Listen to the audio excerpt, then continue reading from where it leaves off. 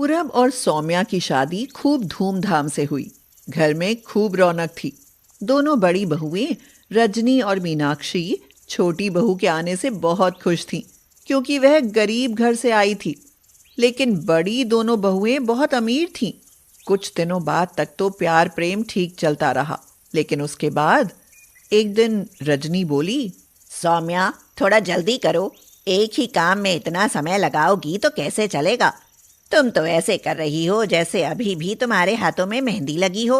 दीदी बस हो गया। कुछ और काम हो तो बताओ, मैं कर देती हूँ।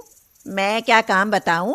कल को ये ही कहोगी कि सास तो है नहीं और जेठानियां काम कराती रहती हैं। वैसे छत से कपड़े उतार कर लाने थे। मैंने कल ही फेशियल कराया है। तुम तो जानती हो ना कि धूप में जाने से स्किन काली पड़ जाएगी। कोई बात नहीं दीदी, मैं कपड़े ले आती हूँ। एक दिन रजनी ने कहा, अरे सौम्या, आज तो बड़ी खुश नजर आ रही हो। कुछ मिल गया है क्या? हाँ, आज तो मैडम के कुछ अलग ही हाव भाव नजर आ रहे हैं। दीदी वो आपसे क्या छिपाऊं, पूरब का ना फ़ोन आया है। उसने कहा है कि शाम को जल्दी अच्छे से तैयार हो जाऊं। रात को फिल्म देखने जाना है और खाना भी बाहर ही खाएंगे। ये सुनकर उसकी दोनों जेठानियां जल भुन गईं और मुंह बना के अपने कमरे में आ गईं। देखा दीदी इसके ठाठ, इतने गरीब घर से आकर भी जिंदगी के मजे ले रही है, और हम तो जैसे इस घर में कैद होकर ही रह गए हैं। ये मैडम फिल्म देखेंगी और शाम का सारा काम हमें करना पड़ेगा। काम करेगी हमारी जूती। इसे इतना काम बताऊंगी कि इसे घर से बाहर निकलने का मौका ही नहीं मिलेगा। हाँ। रजनी सौम्या के पास आई तो वो तैयार हो चुकी थी। आज तो बड़ी सुंदर दिख रही हो। मैं कह रही थी कि जाने से पहले खाना बना देती तो। वो असल में मेरे सिर में बहुत दर्द हो रहा है। दीदी मैंने ना दाल चावल बना दिए हैं, आप बिल्कुल चिंता ना करें। मैं जा रही हूँ, पूरब आ चुके हैं। ये कहकर सौम्या चली गई और वो दोनों दांत पीसती रह गईं। देखा दीदी, खुद खाएगी चाट पकौड़े और हमारे लिए बनाकर गई है दाल चावल।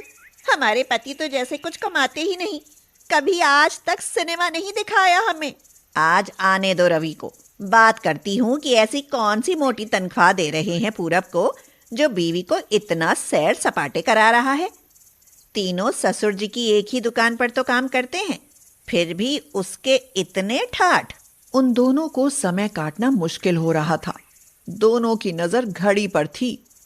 जैसे ही रवि आया, रजनी तो बरस पड़ी और बोली, लगता है तुम नौकर हो और वो मालिक। तुम 9 बजे आकर लगे हो और वो बाबूजी 6 बजे आकर बीवी को सिनेमा दिखाने ले गए। वो मजे कर रहे हैं और हम बढ़ते परिवार के दाल रोटी की चिंता में घुले जा रहे हैं। अरे बेकार की बातें मत करो। अभी उनकी नई नई शादी हुई है, जाने दो। उनकी शादी नहीं है।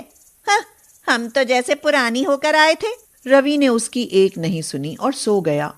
अगली सुबह रजनी ने कहा, मीनाक्षी, लगता है अब हमें ही कुछ करना पड़ेगा। देख रही हूँ सौम्या ने सब पर अपना जादू कर लिया है। रवि ने उसके लिए एक शब्द भी नहीं कहा। कुछ ऐसा करना होगा जो ये लोग घर छोड़कर चले जाएं। ऐसा कैसे होगा दीदी? तुम देखो अब मैं क्या करती हूँ।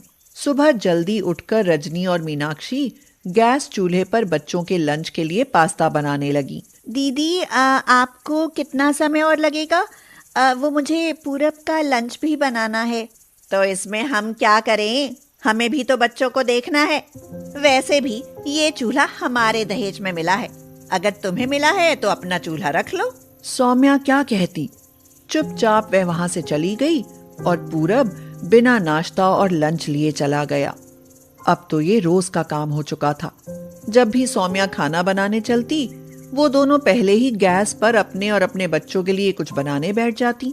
दीदी पूरब 1 सप्ताह से बिना नाश्ते और लंच के दुकान पर जा रहे हैं। वहाँ पूरे दिन इतनी मेहनत होती है, भला खाली पेट कैसे काम करेंगे?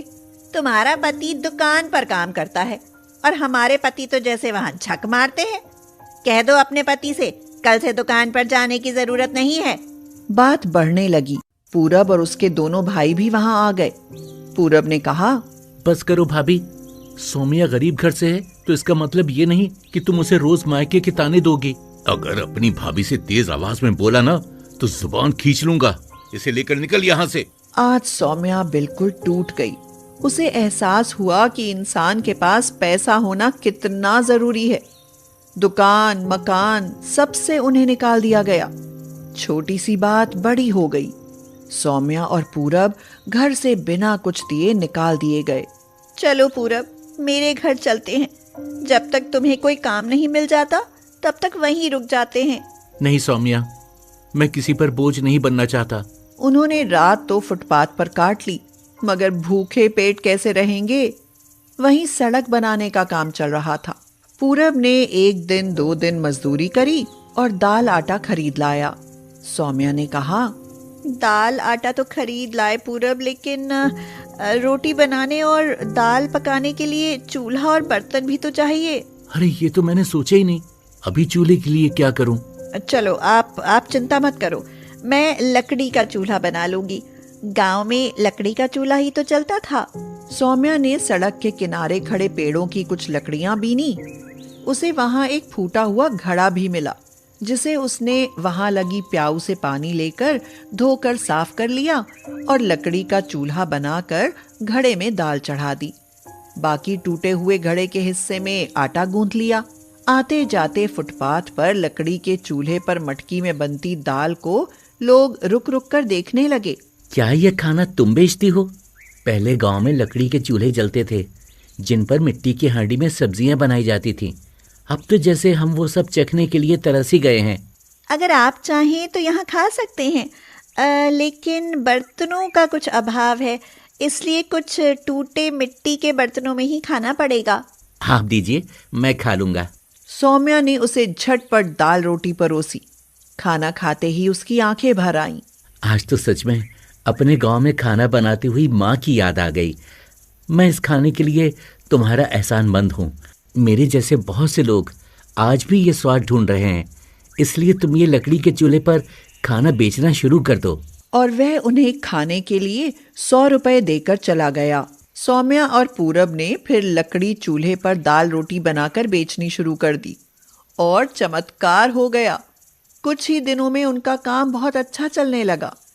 उसके बाद उन्होंने नई मटकियां और बर्तन खरीदे और दूसरे लकड़ी चूल्हे भी बनाए और एक दिन उनका बहुत नाम होने लगा। उन्होंने अपने लिए एक घर भी खरीद लिया। उधर रवि और आनंद की दुकान पर मिलावट का सामान पकड़ा गया और उनकी दुकान सील हो गई। दोनों भाइयों को जेल हो गई। जब रजनी और मीनाक्षी को सौम्या और पूरब के काम के बारे में पता चला तो वे दौड़ी दौड़ी आईं और उनके पैरों में गिर पड़ी। हमें माफ कर दो सौम्या, हमने तुम लोगों के साथ बहुत बुरा किया। भगवान ने हमें उसकी सजा दे दी। आप ये क्या कह रही हो दीदी? आप बड़ी हैं, ऐसा करके मुझे शर्मिंदा मत करो। पूरब, तुम्हारे दोनों भाई जेल में हैं। उन्हें वहां से निकाल लो वरना हम भूखे मर जाएंगे। पूरब को उन दोनों ने सारी बात बताई। सुनकर वह दुखी हुआ। उसने एक बड़े वकील से बात करी और अपने दोनों भाइयों की जमानत करा ली। सब ने सौम्या और पूरब से माफी मांगी। देर आए दुरुस्त आए। दीदी, आप भी यहीं आ जाइए। हम सब मिलकर लकड़ी चूल्हे पर खाना बनाने का काम करेंगे और बड़े भैया अब ईमानदारी से अपनी दुकान संभालेंगे। एक गरीब के लकड़ी चूल्हे के काम ने एक परिवार को बिखरने से बचा लिया और सब फिर से प्यार से रहने लगे।